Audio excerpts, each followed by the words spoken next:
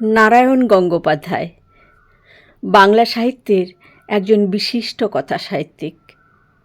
অবিভক্ত বাংলার দিনাজপুরে 1918 সালের 4 ফেব্রুয়ারি জন্মগ্রহণ করেন।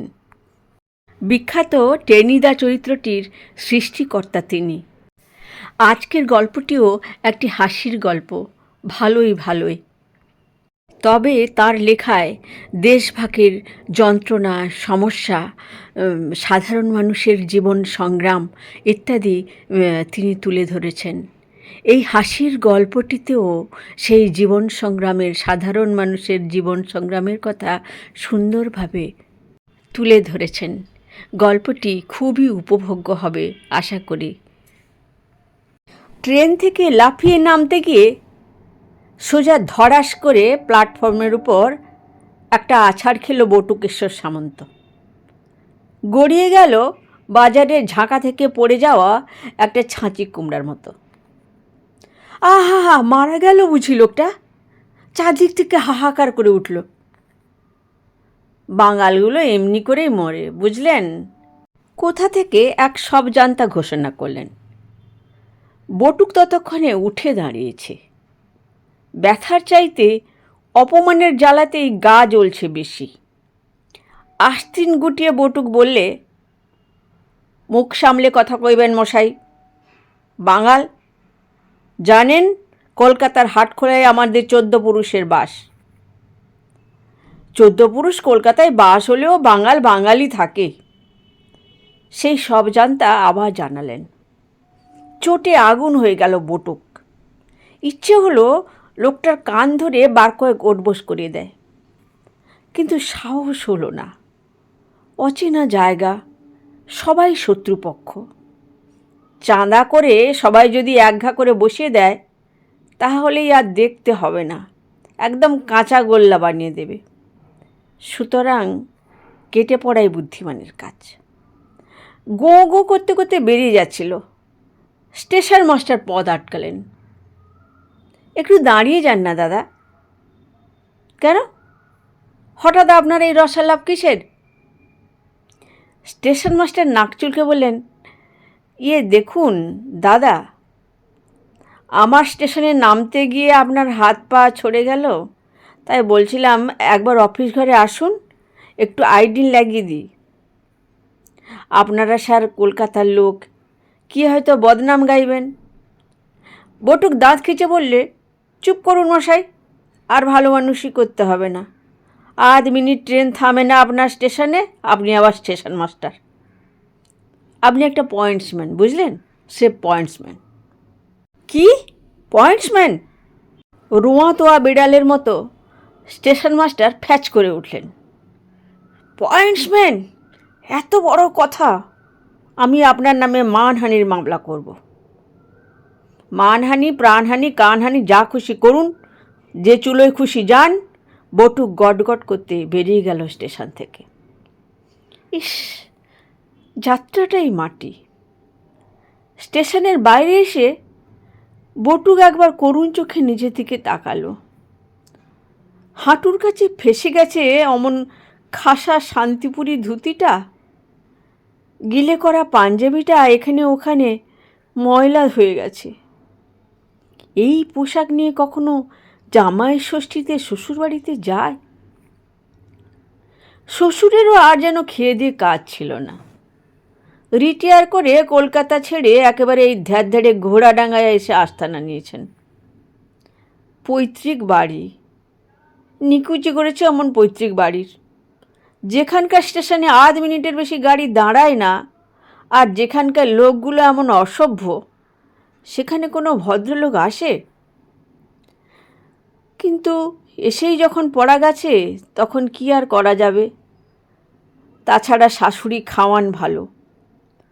পাকা কইয়ের কালিয়া, কচি পাঁঠার মুড়ো, বাটি ভরা ক্ষীর, ইস, ভাবতেও বটুকের জিভে জল এলো। আশা হলো বেশ একটা জাঁকালো খাওয়ার উপরেই পথের কষ্টটা পুষিয়ে নেওয়া যাবে। কিন্তু ঘোড়াডাঙ্গা কোথায়? সেই ঘোড়ার ডিমের ঘোড়াডাঙ্গা? স্টেশনের বাইরে একটা নিম গাছের তলায় তিনখানা গরুর গাড়ি। বটুককে দেখেই গাড়োয়ানরা হইচই করে তেড়ে এলো। না, ঠ্যাঙ্গাবার জন্য নয়। কোথায় যাবেন বাবু, কোথায়? ঘোড়াডাঙ্গা। আসুন, আমার গাড়িতে আসুন। এ গাড়িতে আসুন বাবু, তাড়াতাড়ি পৌঁছে দেব। আমার গাড়িতে চলুন মশাই, গরু তো নয়, পক্ষীরাজ ঘোড়া, উড়িয়ে নিয়ে যাবে। বটুক থতমত খেয়ে গেল। দুদিক থেকে দুই গাড়োয়ান হাত চেপে ধরেছে, আর একজন পেছন থেকে জামা ধরে টানছে। আমার গাড়িতে উঠুন বাবু, এ গাড়িতে আসুন বাবু। আমার তো গরু নয় মশাই, পক্ষীরাজ ঘোড়া। কানের কাছে তিন গাড়োয়ান সমানে চিৎকার করতে লাগলো। বটুকের প্রায় ত্রাহি ত্রাহি অবস্থা, প্রাণ যাওয়ার দাখিল। আয়, কি হচ্ছে সব? ভদ্রলোককে নিয়ে মস্করা পেয়েছিস? একটা বাঁচখাই গলার আওয়াজ পাওয়া গেল। হঠাৎ যেন মাটি খুঁড়ে সামনে এসে দাঁড়ালো একটা লোক। 6 হাতের মতো লম্বা, কটকটে কালো গায়ের রং, গরুড়ের ঠোঁটের মতো নাকটা, মুখের উপর যেন আধ হাত আন্দাজ ঝুলে রয়েছে। গায়ে আধময়লা শার্ট আস্তিন গোটানো। ছোটোখাটো একটা দৈত্য বিশেষ, যেন জাদুমন্ত্রের মতো কাজ হলো। বটুককে ছেড়ে 3 পা পেছনে সরে গেল গাড়োয়ানগুলো। বিরাট লোকটা আবার বিকট গলায় বললে, দেখছিস নে কেমন ধোপ দুরস্ত কলকাতার বাবু, তোদেরও সব ঝরঝরে গরুর গাড়িতে চড়তে যাবে কেন রে? লোকটা বটুককে বগলের মধ্যে চেপে ধরল। আসুন স্যার, আমার সঙ্গে। তুমি আবার কে হে বাপু? লোকটার বগল দাবার থেকে বটুক প্রাণপণে নিজেকে ছাড়াতে চেষ্টা করতে লাগলো। কেউ নই স্যার। অতিকায় লোকটা প্রায় 1.5 মাইল চওড়া একখানা হাসি হাসল। অধীনের নাম পানকেষ্ট পাড়ুই, আপনার দাসানুদাস। দাসানুদাস? নিজেকে ছাড়াবার বৃথা চেষ্টা করে বটু রুদ্ধশ্বাসে বললে, তাহলে অমন করে জাপটে ধরেছ কেন? একবার হাতে পেলে কি আর স্যার সহজে ছাড়ি? আবার একখানা 1.5 মাইল হাসি দেখা দিল পানকেষ্ট পাড়ুইয়ের মুখে। ভয়ে সর্বাঙ্গ হিম হয়ে গেল বটুকের। তোমার মতলবখানা কি এ? ঘাবড়াবেন না স্যার, আমি লোক খারাপ নই। চেহারাটা আমার অমন দেখছেন বটে, কিন্তু মনখানা একেবারে মাখনের মতো নরম। গাড়োয়ান বেটারা আপনার হাঁড়ির হাল করছিল, দেখে আর সইতে পারলাম না, ছুটে গেলাম। যথেষ্ট অনুগ্রহ করেছ, এবার ছেড়ে দাও। হাঁপাতে হাঁপাতে বটুক বললে, ছাড়বো কি স্যার, আপনি যে আমার সোয়ারি। ছাড়লেই হলো, ছাড়াটা কি আর কি নাকি? কত পুণ্যি করলে আপনাদের মতো লোক পাওয়া যায়। চলুন স্যার, কোথায় যাবেন? আমার ট্যাক্সি পৌঁছে দিচ্ছে। ট্যাক্সি? কোথায় ট্যাক্সি? ওই যে আম গাছের তলায়, দেখছেন না? তা বটে, কিন্তু না বলে দিলে মোটর গাড়ি বলে চেনা মুশকিল। ধুলোয় মলিন ব্যাকা টেরা একখানা 100 বছরের পুরনো অস্টিন। হুডটা ছিঁড়ে গিয়ে ঝালরের মতো ঝুলছে চারদিকে। ওইটে? হ্যাঁ স্যার। পানকেষ্ট আবার 32টা দাঁতের ঝলক দেখিয়ে দিলে। একটু পুরনো বটে, কিন্তু একদম সাচ্চা জিনিস। আজকালকার শৌখিন গাড়ির মতো ঠুনকো নয়। নাম দিয়েছি দোদুল দোলা। একবার চড়েই দেখুন না স্যার, 2 মিনিটের মধ্যে আমেজে ঘুম এসে যাবে। বটু কি একটা বলতে যাচ্ছিল, কিন্তু বলার আর সুযোগ পেল না। একটা হ্যাঁচকা টানে তাকে যেন উড়িয়ে নিয়ে গেল পানকেষ্ট। হাজির করলো একেবারে দোদুল দোলার সামনে।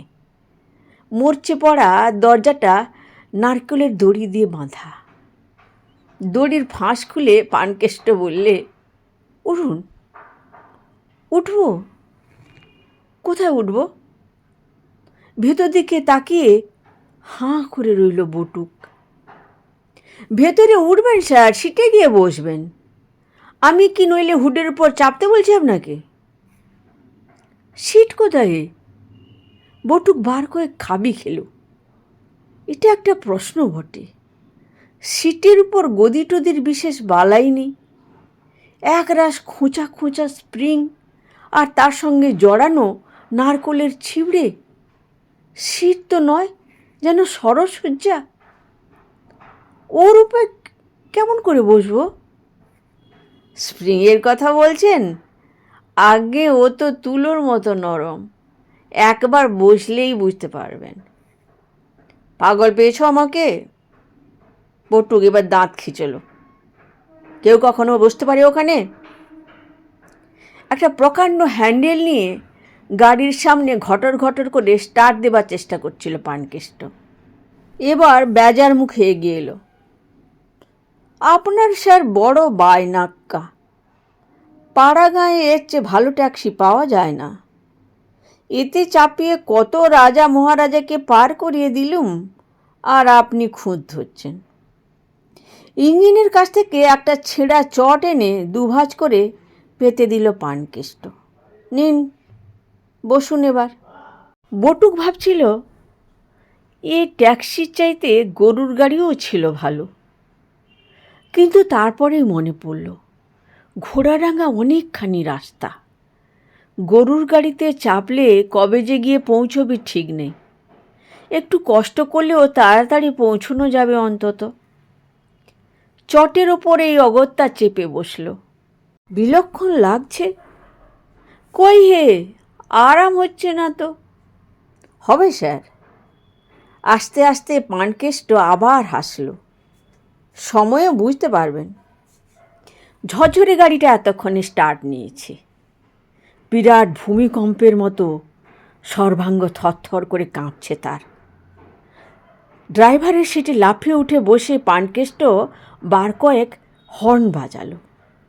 সে হর্নের শব্দে দুকান চেপে ধরল বটুক। মাথার উপর থেকে কতগুলো কা কা কা করে উড়ে গেল। দেখা গেল মাঠের ভেতর দিয়ে একপাল গরু ল্যাজ তুলে ঊর্ধ্বশ্বাসে ছুট দিয়েছে। দোদুল দোলা রওনা হলো। কিন্তু হাত কয়েক এগিয়েই গাড়ি প্রায় 2 হাত লাফিয়ে উঠল শূন্যে। তারপরেই ধপাট করে পড়ল। গেছি গেছি চেঁচিয়ে উঠল বটুক। এক্ষুনি গেলে চলবে কেন স্যার? ড্রাইভারের সিট থেকে ফিরে তাকালো পানকেষ্ট। একেবারে ঘোড়াডাঙ্গা গিয়ে তবে ছুটি? ঘোড়াডাঙ্গা যাবার আগেই যে তুমি আমাকে গোভাগাড়ে পৌঁছে দেবে হে? ও একই কথা স্যার। পানকেষ্ট আবার দন্তরুচি বিকাশ করল। আপনার গেটে বাত আছে স্যার? না। হেঁড়ে বাত? না। মাজার বাত? না না। বটুক চটে উঠল। কিছু নেই ওসব। ওসবের ধার ধারি না আমি। থাকলে বড় ভালো হতো স্যার।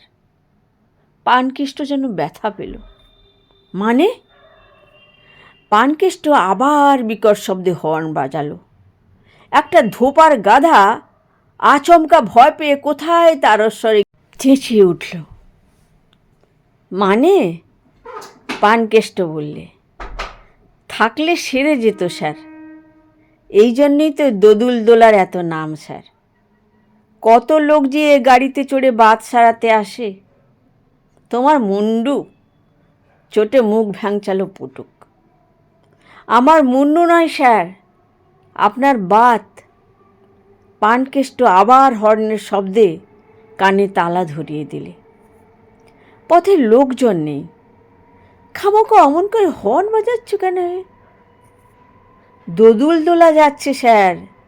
লোককে একটু হুঁশিয়ার তো করে দিতে হয়। ব্রেকটা আবার ভালো নেই কি না? ঝট করে কেউ সামনে এসে পড়লে আবার সামলানো যাবে না। বলো কি? অবিশ্রাম ঝাঁকুনির অসহ্য যন্ত্রণা এতক্ষণ বা যা সইছিল, বটুক এবার আতকে উঠল। মেরে ফেলবে না তো শেষ পর্যন্ত? আগে না স্যার, ঘাবড়াবেন না। পানকেষ্ট অভয় দিলে। আজ 5 বৎসর দোদুল দোলা চালাচ্ছি। এর মধ্যে 20 জনের বেশি সোয়ারি খতম করতে পারিনি। আপনি হয়তো বেঁচেও যেতে পারেন। থামাও থামাও, বটুক চেঁচিয়ে উঠল। আমি এখনই নেমে পড়ব। থামাতে চাইলেই তো এ গাড়ি থামবে না স্যার। যখন তেল ফুরোবে, নামতে গেলে সেই তখন। তার মানে তাহলে ঘোড়াডাঙ্গায় গিয়ে থামবে কি করে? পানকেষ্ট বিরক্ত হয়ে উঠল। একটু আধটু এদিক ওদিক যেতে পারে। এদিক ওদিক? এবড়ো খেবড়ো রাস্তায় মারাত্মক ঝাঁকুনি আর স্প্রিংয়ের খোঁচা যেন প্রাণ বেরিয়ে যাচ্ছে। বিকৃত মুখে বটুক বললে, কতটা এদিক ওদিক? ঠিক নেই। পানকেষ্ট আবার সেই প্রচণ্ড হর্নটা বাজালো। আমাকে বেশি বকাবেন না মশাই, অ্যাক্সিডেন্ট হয়ে যেতে পারে। হ্যাঁ? বটুক চুপ করল। বেবি অস্টিন পাগলের মতো ছুটছে, ঝড়াং ঝড়াং শব্দে একেবারে লাফিয়ে উঠছে, আর একবার ধপাত করে নেমে পড়ছে মাটিতে। বটুক ইষ্টনাম জপ করতে লাগলো। মাথা ঘুরছে, চোখে ঝিম ধরছে। একবার শুধু বটুক জানতে চাইল, শেষ? কিছু বলা যায় না স্যার, তবে চেষ্টা করে দেখব, পানকেষ্টর জবাব এলো। ভগবানের হাতে নিজেকে সঁপে দিয়েই মরার মতো ঝিম মেরে থাকলো বটুক। কতক্ষণ ওই অবস্থায় ছিল ঠিক নেই। হঠাৎ কানে এলো পানকেষ্টর চিৎকার, ঘোড়াডাঙ্গা এসে গেছে স্যার, এই যে ঘোড়াডাঙ্গা। বটুক ধর্মর করে নড়ে উঠল। একটা গ্রামের ভেতর দিয়ে গাড়ি তীর বেগে বেরিয়ে যাচ্ছে। থামাও থামাও, বটুক চেঁচিয়ে উঠল। তেল না ফুরোলে থামবে না স্যার, প্রশান্ত জবাব পানকেষ্টর। তাহলে ঘোড়াডাঙ্গা যে ছাড়িয়ে গেল? তা গেল, কিন্তু সেজন্য ভাবছেন কেন? মাইল 5 আর একটা বাঁক আছে, ওখান থেকে ঘুরিয়ে আনছি, ও এর মধ্যে তেল ফুরিয়ে যাবে। পেছনে পড়ে রইল ঘোড়াডাঙ্গা। গাড়ি মাঠের ভেতর দিয়ে সমানে বন বন করে ছুটছে। যদি না ফুরোয়, আবার স্টেশন পর্যন্ত গিয়ে ফিরে আসব, ফের তেল নেব, তারপর আবার যে ঘোড়াডাঙ্গা পেরিয়ে যাবে, আবার ঘুরিয়ে আনবো। পানকেষ্ট জবাব দিলে। খুনি, ডাকাত, বটুক চেঁচিয়ে উঠল। খামখা গালাগালি করবেন না স্যার, গর্জে উঠল পানকেষ্ট। দৈত্যের মতো ভয়ঙ্কর মুখে একটা বিভৎস ভঙ্গি ফুটে বেরোল। তাহলে ওই সোজা জাম গাছে ধাক্কা দিয়ে অ্যাক্সিডেন্ট করিয়ে দেব। হ্যাঁ, তখন আমার দোষ দিতে পারবেন না। বটুক কাঠ হয়ে বসে রইল। ঝড়ের বেগে গাড়ি একটা চৌমাথায় পৌঁছল। তারপর বাঁ দিকে খানিকটা ঘুরে আবার ফেলে আসা পথ ধরল।